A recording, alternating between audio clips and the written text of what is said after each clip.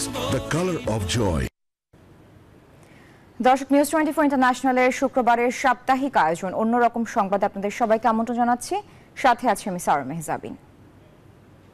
শব্দের আরেক নাম, একদম ইউনিক স্ট্রাকচারাল ডিজাইনের কসমিক ডো এর ওয়াল থিকনেস ও রিপ থিকনেস বেশি থাকায় থেকে 50 বছরেরও বেশি। কসমিক ডো, নিশ্চিন্তে 50 বছর।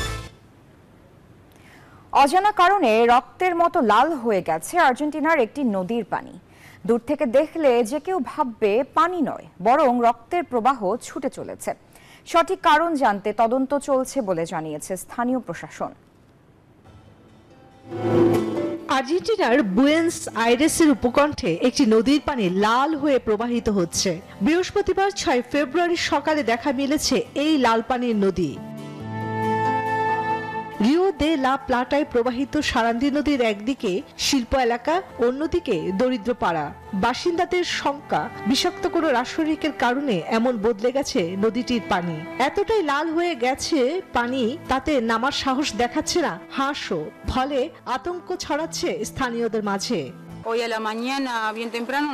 দিনের বেলায় যখন আমি জানালা দিয়ে বাইরে তাকালাম, তখন নদীর পানি লাল ছিল, সম্পূর্ণ লাল, রক্তের নদীর মতো দেখাচ্ছিল, আর তীব্র একটা গন্ধ নাকে লাগছিল।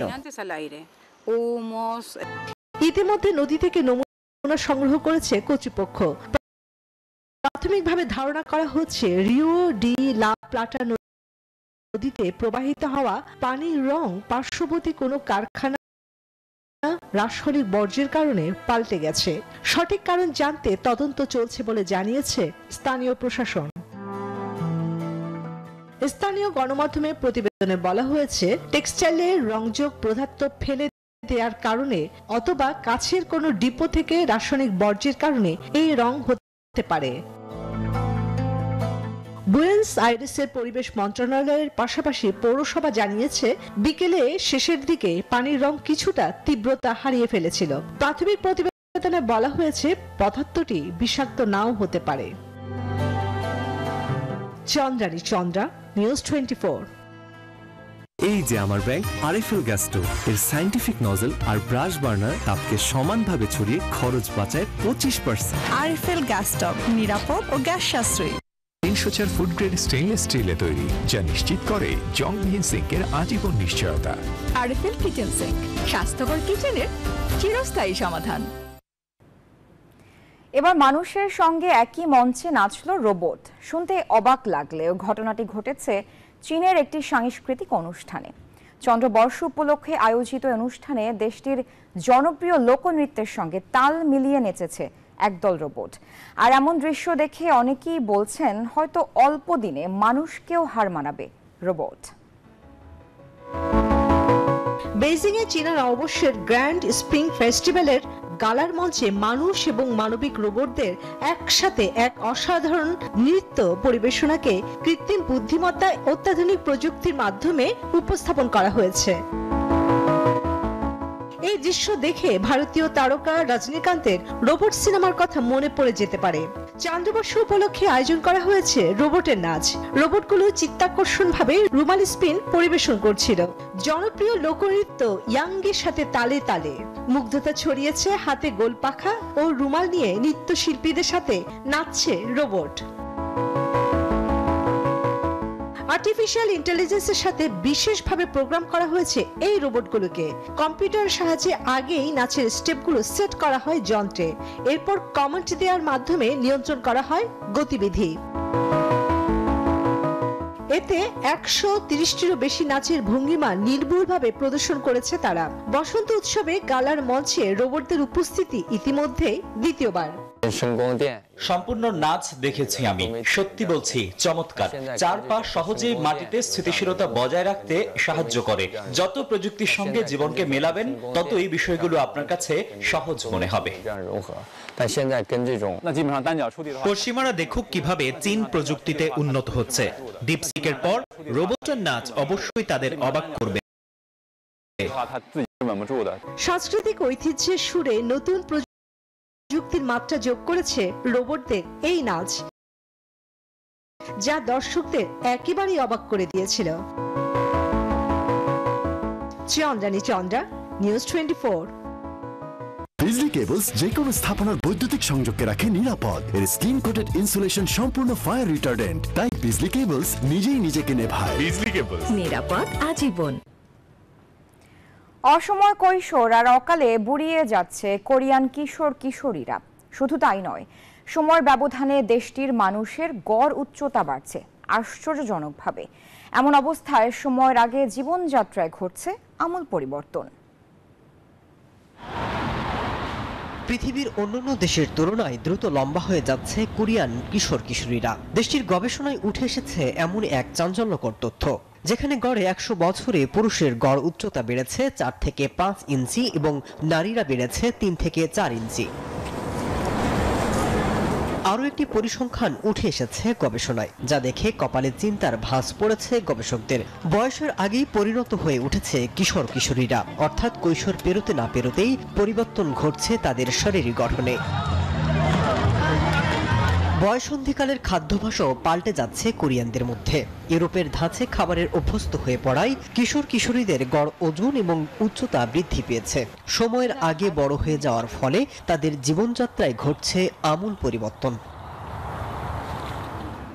এদিকে দেশটির জন্মহারে দেখা দিয়েছে নিম্নমুখী, আর এই প্রবণতা অব্যাহত থাকলে শতাব্দীর শেষ নাগাদ দক্ষিণ কোরিয়ার জনসংখ্যা তার বর্তমান তুলনায় 1/3 সংকুচিত হয়ে যেতে পারে বলে ধারণা বিশ্লেষকদের। মাসুদ রানা, নিউজ 24।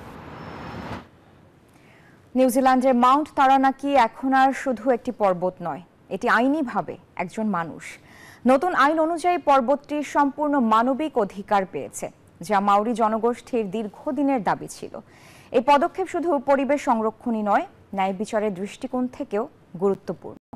আর এতে প্রকৃতি ও মানুষের সম্পর্কের নতুন দিগন্ত উন্মোচিত করেছে নিউজিল্যান্ড।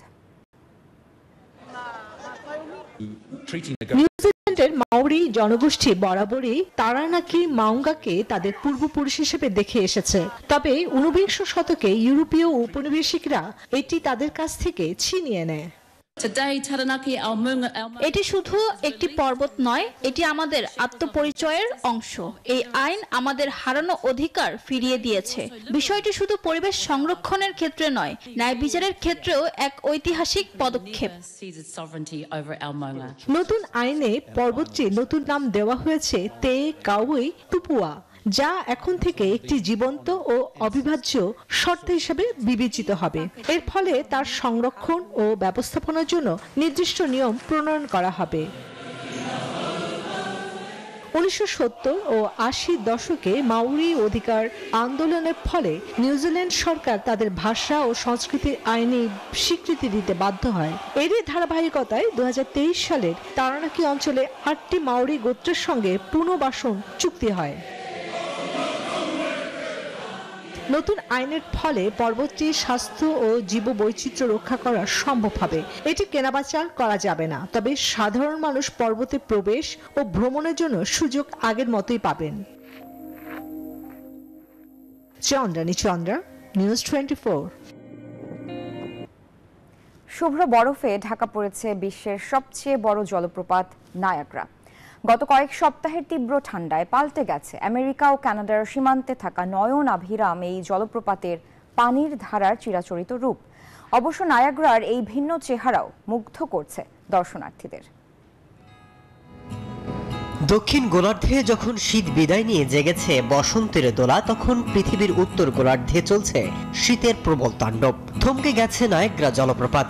বাধাহীন ছুটে চলা নায়াগ্রার যে সৌন্দর্য বিমোহিত করে পর্যটকদের, সেই নায়াগ্রা জলপ্রপাতে এখন ভিন্ন রূপ। বরফে জমে নিথর নায়াগ্রার বিশাল জলধারা। পৃথিবীর অন্যতম বৃহৎ জলপ্রপাত নায়াগ্রা দিয়ে যে বিশাল জলরাশি নেমে আসে, সেগুলো এখন বরফখণ্ড। তবে এতে নায়াগ্রার সৌন্দর্য এতটুকু কমেনি, বরং বেড়েছে। বরফে জমে যাওয়া নায়াগ্রার শুভ্র সৌন্দর্য মুগ্ধ করেছে পর্যটকদের। এমন দৃশ্য সত্যি সারা জীবন আমি মনে রাখবো। সবকিছু থমকে রয়েছে, গেল দিনও কিছুটা পানি প্রবাহিত হলেও আজ সব নীরব। তীব্র এই ঠান্ডায় জমে যায় নায়াগ্রা জলপ্রপাতের কিছু অংশ, মাঝে মধ্যে এতে আইস ব্রিজও তৈরি হয়। শুধু পানি নয়, আশেপাশের গাছের পাতা, পাথর আর দেওয়ালও বরফে ঢেকে যেন রূপ নেয় কারুকার্যে। নায়াগ্রা জলপ্রপাতের অপূর্ব সৌন্দর্য দেখতে প্রায় সারা বছরই ভ্রমণ পিপাসুদের ভিড় লেগেই থাকে এখানে। মাসুদ রানা, নিউজ 24। অন্যরকম সংবাদের সময় হলো একটি বিরতি, ফিরছি আরো খবর নিয়ে, সাথে থাকুন।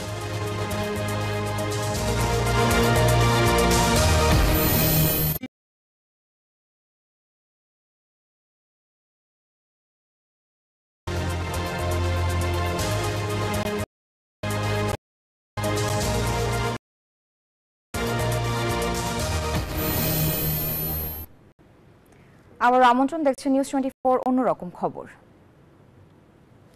ভারতের বিহার রাজ্যে বিশ্বের বিভিন্ন স্থান থেকে একত্রিত হলেন বৌদ্ধ ভিক্ষুরা। এ সময় বুদ্ধ এবং তার দুই বিশিষ্ট শিষ্যের ভস্ম প্রদর্শন করা হয় জনসাধারণের মাঝে।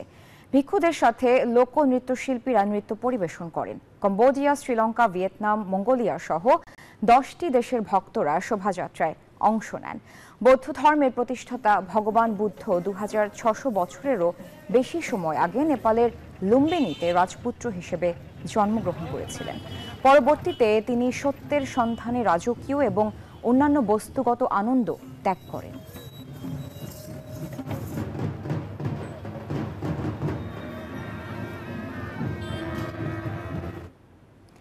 মহাকুম্ভে পুণ্য স্নান করলেন ভারতের প্রধানমন্ত্রী নরেন্দ্র মোদী। উত্তরাঞ্চলীয় প্রয়াগরাজ শহরে 3টি পবিত্র নদীর সংযোগস্থলে তিনি পুণ্য স্নান করেন।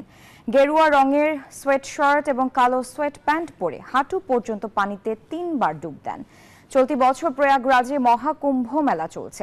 26 ফেব্রুয়ারি পর্যন্ত চলবে মেলা।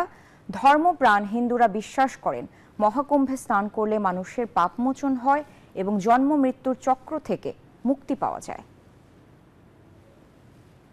और वही समवाय समवेत स्वरूप भारत भारतीयता का सार्वभौम रूप यहाँ पर दुनिया देखती है जब महाकुंभ का आयोजन होता है और जब प्रधानमंत्री नरेंद्र मोदी पहुंचते हैं, त्रिवेणी स्नान करते हैं। টিকটকের ভবিষ্যৎ নিয়ে আবারও মন্তব্য করলেন মার্কিন প্রেসিডেন্ট ডোনাল্ড ট্রাম্প। জনপ্রিয় এই ভিডিও শেয়ারিং প্ল্যাটফর্মের মালিকানা পরিবর্তন হতে পারে, এমন আভাস মিলেছে তার সাম্প্রতিক মন্তব্যে। অ্যাপটি নিষিদ্ধে ক্রমাগত চাপ তৈরি হচ্ছে ওয়াশিংটনে। জাতীয় নিরাপত্তার স্বার্থে টিকটক নিষিদ্ধ হবে নাকি বিক্রি হবে, সেই প্রশ্নের উত্তর খুঁজছেন বিশ্লেষকরা। জনপ্রিয় অ্যাপ টিকটক নিয়ে যুক্তরাষ্ট্রে দীর্ঘদিন ধরে চলছে বিতর্ক।